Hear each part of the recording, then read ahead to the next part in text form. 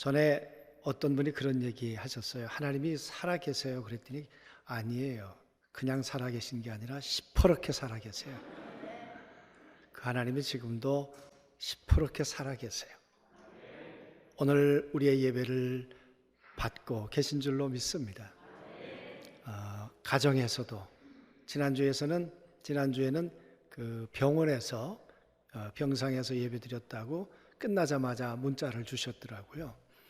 그래서 병상에서도 아마 가정에서도 또 여러 사업의 일터에서도 오늘 예배를 드리고 계실 텐데, 살아계신 하나님 그리고 무덤에서 부활하신 그리스도가 오늘 예배 받으시는 복된 날이 될 줄로 믿습니다.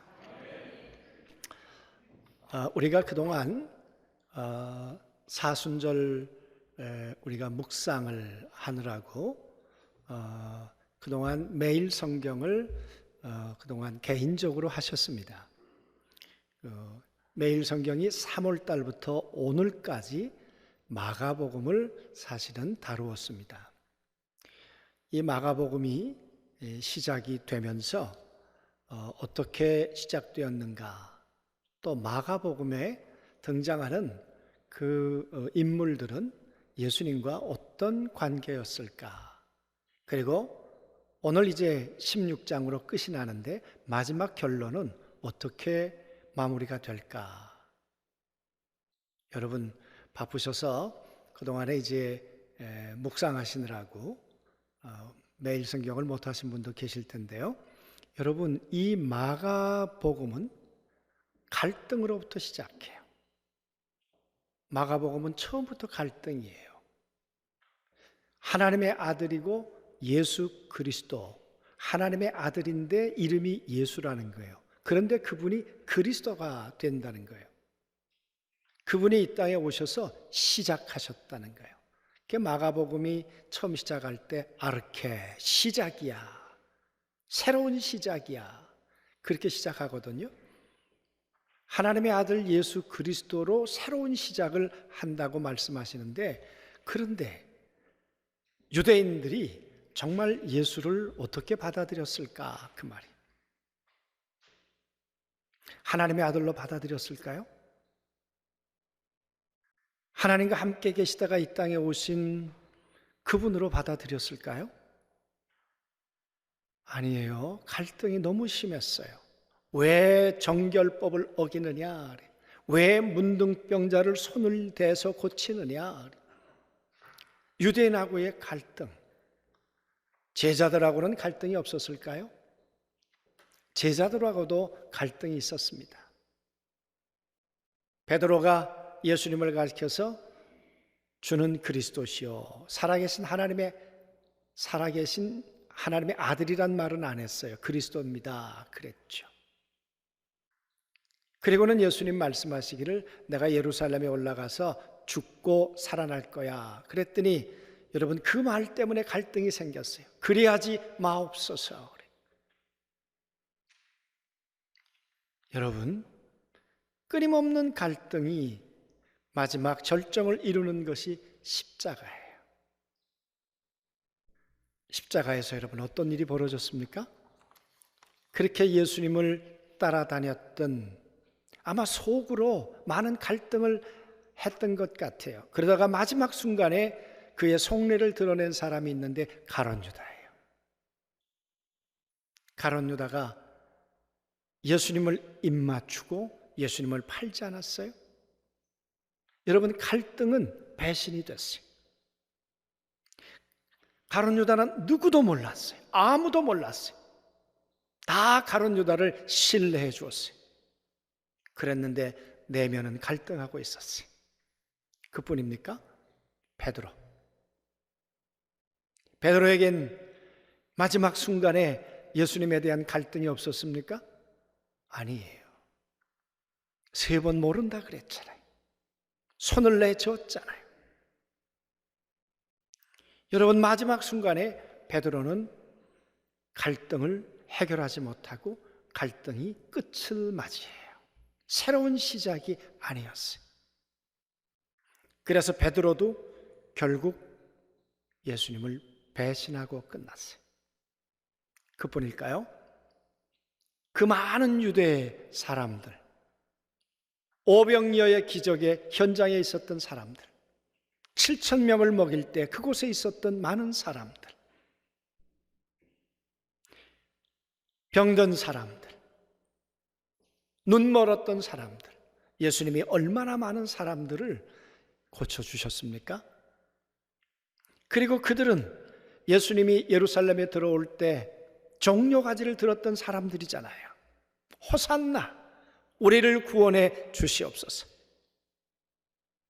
그리고 겉옷을 벗어서 당신이 우리의 왕입니다. 그리고 나귀 앞에 옷을 깔았던 사람들이 그 사람들이에요. 그런데 여러분, 그 사람들과 대제사장들, 종교 권력자들이 하나가 됐어요. 예수는 하나님의 아들 아니라는 거예요. 예수는 메시아가 아니라는 거예요. 그리고는 그 많은 은혜를 배신하고 예수님을 무덤으로 보냈어요. 그만 그랬을까요? 그들만? 여러분, 빌라도는 알아요. 아무리 확인을 해도 예수는 죄가 없어요. 그런데 빌라도가 어떤 결정을 했습니까? 왜 그런 결정을 했습니까?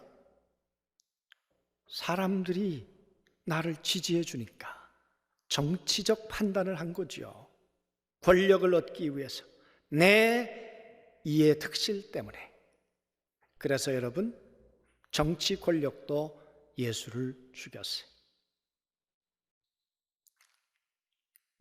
여러분, 주인으로 섬겼던 이 가룟 유다도 예수님을 배신했어요.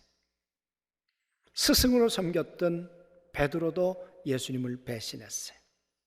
그렇게 많은 은혜를 받았던 그 무수히 많은 인간들, 유대인들도 예수님을 배신했어요. 정의, 어떤 게 옳은가 그른가를 알면서도 빌라도도 예수님을 배신했어요. 여러분, 그 시대만 가룟 유다가 있었을까요? 그 시대에만 베드로가 있었을까요? 2000년 전에만 그 많은 무리가 있었고 그 시대에만 빌라도가 있었을까 그 말이에요. 오늘 우리 가운데 아직도 갈등하고 있는, 아직도 예수 그리스도가 용납되지 않는, 수용되지 않는 그런 가룟 유다는 없는가 그 말이에요. 아직도 베드로는 없는가 그 말이에요. 많은 무리들 가운데 나는 하나가 아닌가 그 말이에요. 정의라는 이름을 내걸지만 정의라는 이름으로 우리는 어떻게 삽니까? 이게 옳습니다. 이게 옳은 것입니다. 교회 안에서도 그럴 수 있고요, 교단 안에서도 뭐 이게 옳다 그러고 이게 정의라 그러고 그러는데 나중에 보니까 다 자기의 이해관계 때문이었어요. 여러분, 교회도 그렇고 교단도 그렇고 이 나라도 그럴 수 있죠. 정의를 말하지만 그러나 결국 그 정의는 자기 이해관계를 위한 정의일 수 있다 그 말이에요. 그래서 배신을 정의라고 해요. 그리고 그렇게 행하는 사람들이 옳다고 해요. 로마서 1장에 보니까 그러잖아요. 하나님을 떠나고 죄를 지으면서도 그런 사람들에 대해서 옳다 하느니라. 자기만 행하는 것이 아니라 배신을 성공이라고 하고 배신을 명예라고 해요. 그리고 배신을 능력이라고 해요. 배신이 권력이 되고. 여러분, 어쩌면 오늘 우리들의 모습이 그럴런지 모르죠. 여러분, 왜 그렇게 되었을까요? 하나님의 사랑에 대해서, 하나님이 우리에게 보내주신 예수 그리스도에 대해서 도무지 하나님의 아들로 인정되지가 않는 거예요. 마가복음은 참 놀라운 게 제자들의 입을 통해서는요, 한 번도 하나님의 아들이라고 고백해 본 적이 없어요. 귀신 들린 자가 하나님의 아들이라 그래요. 마지막 십자가에 달릴 때 백부장이 하나님의 아들이라고 하지 제자들이 하나님의 아들이라고 말하지 않아요. 오늘 막 이 7 귀신 들렸던 이 여인도 예수님을 하나님의 아들이라고 고백하지 않아요. 하나님께서 우리에게 주셨던 그 무한한 은혜들을 망각해요. 착각해요. 그래서 여러분, 그 망각과 착각은 배신의 무덤이 돼요. 오늘 예수님이 묻혀있는 그 무덤은 베드로가 만든 무덤이고 가룟 유다가 만든 무덤이고 유대인이 만든 무덤이고 정치 권력이 만든 무덤이에요. 여러분, 그 무덤 안에 있는 예수 그리스도 안에는 과연 어떤 일이 일어나고 있었을까? 그리고 그 제자들과 많은 유대인들은 무슨 생각을 했을까? 예수가 무슨 하나님의 아들이야? 이제 끝난 거지. 내가 그동안 헛것을 믿었어. 실없는 짓을 한 거지. 아니, 그동안 착각을 가지고 오늘까지 살았는지 모르지. 그리고 무덤 속에다가 예수를 가두었어요. 여러분, 예수만 가둔 것이 아니라 하나님의 사랑도 무덤 속에 가둔 거예요. 하나님의 능력도 무덤 속에 가둔 거예요. 하나님께서 이 땅 가운데 하나님의 아들을 보내시겠다고, 그리고 3일 만에 죽고 살아나겠다고 말씀하셨던 하나님의 말씀도 무덤 안에 가둬버린 거예요. 하나님의 말씀을 배신하고 하나님의 능력을 배신하고 하나님의 사랑도 배신한 거예요. 그게 무덤이었어요. 여러분, 그 무덤이 무슨 감동이 있겠어요?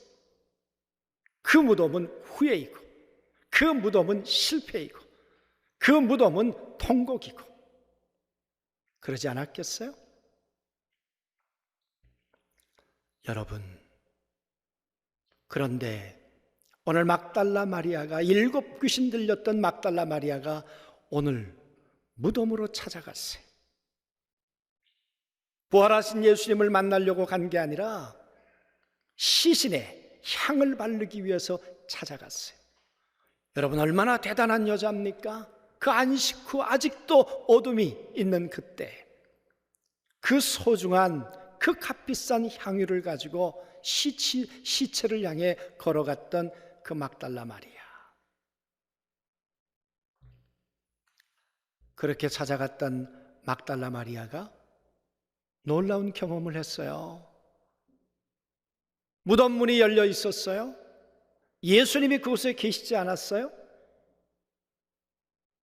다른 성경하고 우리가 같이 연결해서 보면 세마포 옷이 그대로 접혀 있었어요. 그리고 한 청년이 살아나서, 왜 산자를 죽은 자 가운데 찾느냐? 나는 살아났느니라. 이 살아났단 말은 지금 살아있어서 호흡을 하고 있단 말이에요. 숨쉬고 있다, 그 말이에요. 왜 나를 죽은 자 가운데서 찾느냐?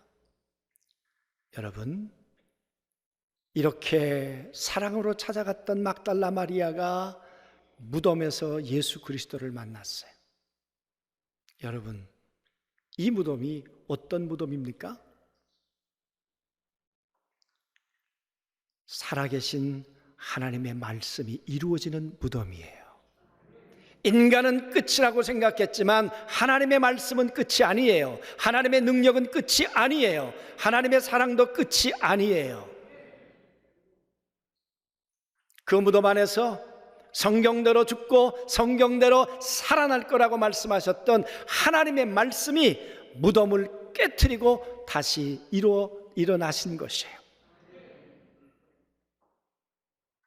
인간은 배신했지만 하나님의 사랑은 그들을 배신할 수 없었어요.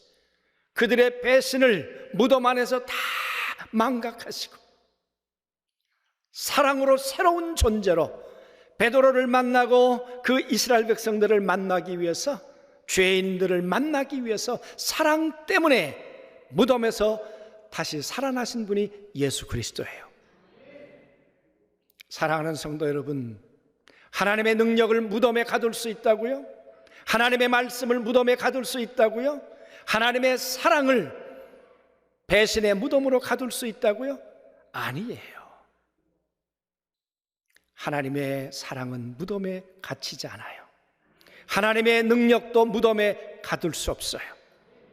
하나님의 말씀도 무덤 안에서 썩지 않으세요. 그 증거를 보여주신 것이 오늘 부활하신 예수 그리스도의 모습이에요. 오늘 마리아는 그 예수 그리스도를 만난 거예요. 그 숨쉬는 예수 그리스도를 오늘 목도한 거예요.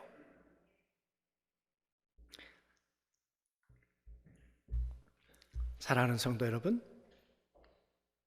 그렇게 부활하셨던 예수 그리스도를 목도했던, 만났던, 경험했던 이 마리아는 견딜 수가 없었어요.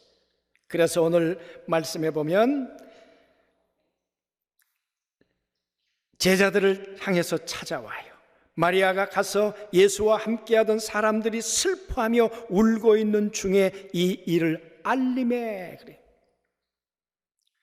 예수님의 일로 무덤을 생각하며 아직도 슬픔에 통곡에 잠겨있는 그들에게 가서 아니야, 빈 무덤이야. 아니야, 예수는 살아나셨어. 말씀대로 살아나셨어. 가서 그 이야기를 하는데 그들이 믿지 아니하더라. 여러분, 아직도 갈등은 끝나지 않았어요. 아직도 혼돈은 끝나지 않았어요. 오늘 이 짧은 구절 속에 알리니 듣고도 믿지 아니하더라. 부활의 이야기를 계속 전해요. 마리아가 전하다가 이제는 안 되니까 엠마오로 가는 두 제자가 부활하시는 예수님을 만나고 난 다음에 다시 예루살렘으로 돌아와서 제자들에게 이야기를 해요. 그런데 그들도 믿지 아니하더라. 그냥 믿지 않는 게 아니라 역시 믿지 아니하더라. 여러분, 아직도 제자들은 갈등하고 있어요. 예수가 하나님의 아들 맞아? 예수가 부활하신 게 맞아? 여러분, 믿음이 쉬워요? 정말 믿음이 그렇게 쉬워요? 오늘 제자들에게 쉽지 않았어요. 예수를 하나님의 아들로 받아들인다는 것, 예수가 십자가에 죽었는데 무덤을 열고 지금 살아나셔서 지금 호흡하고 있다는 것, 그 예수를 받아들인다는 것이 결코 쉽지 않았어요. 사랑하는 성도 여러분, 사도행전을 기록했던 누가는 사도행전 1장 3절에 이렇게 말해요. 해 받으시고 그리고 죽은 자 가운데 다시 살아나셨던 예수 그리스도께서 친히 40일 동안 그들에게 보이시며 하나님 나라의 일을 말씀해 주시니라. 그 주님이 살아나셔서 다시 베드로를 붙들고 다시 안드레를 붙들고 나 살아났어. 나 무덤에 있지 않아. 하나님이 빈 무덤을 보여주셨잖아. 나 말씀대로 살아났잖아. 여러분, 그래서 십자가의 예수가 아니라 이제 부활의 예수를 믿도록 부활하신 예수님께서 다시 그들 곁에 서 계셨고 그들을 붙들고 씨름해 주셨던 분이 우리 구주 예수 그리스도인 걸 믿습니다. 그래서 그들은 부활을 믿는 사람이 됐어요. 제가 부활절 아침에 아마 받아보신 분도 있고 못 받아보신 분도 계실 텐데, 제가 이 막달라 마리아에 대해서 짤막한 글을 하나 썼어요. 내 영혼의 주인은 7 귀신이었다. 내 거처는 무덤이었다. 그랬죠. 내 몸은 냄새나는 악취였다. 내 인생의 끝은 심판이었다. 그렇게 살던 인생이에요. 새로운 시작이 없던 인생이에요. 주님이 귀신 들린 나에게 오셨다. 주님이 내 무덤을 향해 오셨다. 주님이 악취나는 내 몸에 오셨다. 주님이 심판을 향해 가는 나에게 오셨다. 사랑으로 사람으로 걸어오셨다. 십자가로 올라가셨다. 무덤으로 들어가셨다. 새 몸으로 나타나셨다.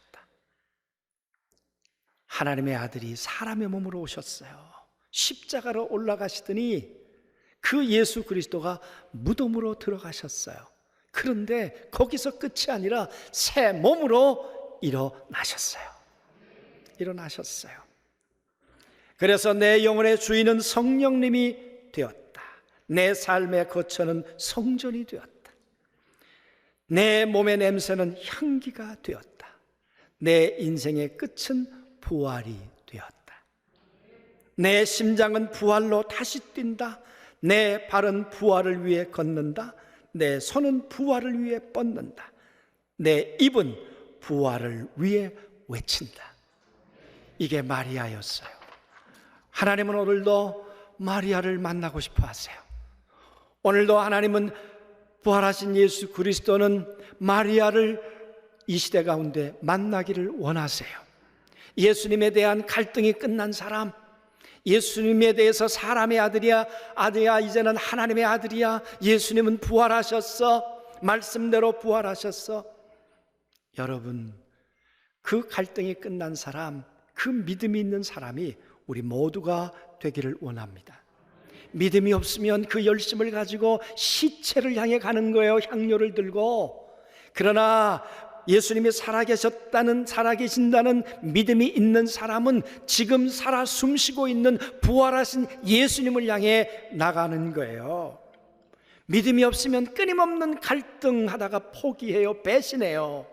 그러나 믿음이 있으면 새로운 시작, 아르키, 부활하신 예수 그리스도와 함께 새로 시작해요. 막달라 마리아 7 귀신이 들렸지만 이제는 성령으로 새로 시작해요.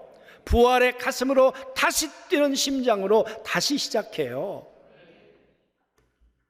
믿음이 없으면 무덤은 절망이지만, 그러나 부활하신 예수 그리스도에 대한 믿음이 있는 사람은요, 무덤은 영원한 소망이에요. 영원한 희망이에요. 믿음이 없으면 무덤으로 가요. 그러나 믿음의 사람은 어디로 가야 돼요? 갈릴리로. 내가 너희보다 먼저 갈릴리로 가겠다 그랬잖아요. 믿음이 없으면 나의 생각에 갇혀요. 나의 나라의 포로가 돼요. 그러나 믿음이 있으면 하나님의 나라로, 부활의 나라 안으로 들어가게 되는 걸 믿습니다. 믿음이 없으면 무덤은 저주가 되지만 믿음이 있으면 예수님의 무덤은 영원한 축복이 됩니다. 믿음이 없으면 예수님에 대한 대적자가 되지만, 그러나 믿음이 있으면 부활의 증인이 돼요. 여러분, 왜 우리가 이렇게 감격스러운 무덤 앞에 설 수 있습니까? 하나님께서 만들어주신 그 빈 무덤이 오늘 너에게도 빈 무덤이라는 거예요. 오늘 여러분과 저를 무덤으로 초청하신 것이 아니라 여러분과 저의 영원한 부활로 빈 무덤으로 여러분과 저를 초대해 주셨기 때문에 예수님의 무덤은 우리에게 소망이 되고 우리에게 능력이 되고 우리에게 감동이 되는 줄로 믿습니다. 부활은 죽은 이후에 부활하는 거 당연한 거예요. 그러나 지금 부활해야 돼. 오늘 부활해야 돼. 오늘 일어나야 하고, 오늘 부활하신 예수 그리스도와 함께 상처로부터, 기억으로부터, 아픔으로부터, 배신으로부터 부활해서 지금 부활하신 예수님과 함께 살아가며 예수가 내 안에 있다고 증언하는 사람, 부활하신 주님과 함께 호흡하는 사람, 예수의 전도자, 예수의 증인이 우리 모두가 되어야 할 줄로 믿습니다. 나사렛 교회는 처음부터 아름다운 전통 하나가 있었어요. 이 부활의 소식이 온 만방에 전해져야 되기 때문에 나사렛 교회는 부활 헌금을 전액 선교 헌금을 해요. 오늘 여러분이 드리는 헌금도 부활을 위해서, 이 복음을 위해서 쓰여지게 될 것입니다. 우리의 삶이 이 예물과 함께 봉헌되어서 어디에 있든지 부활하신 그리스도를 전하는 복된 성도들, 복된 마리아 다들 되실 수 있게 되기를 주의 이름으로 소원합니다.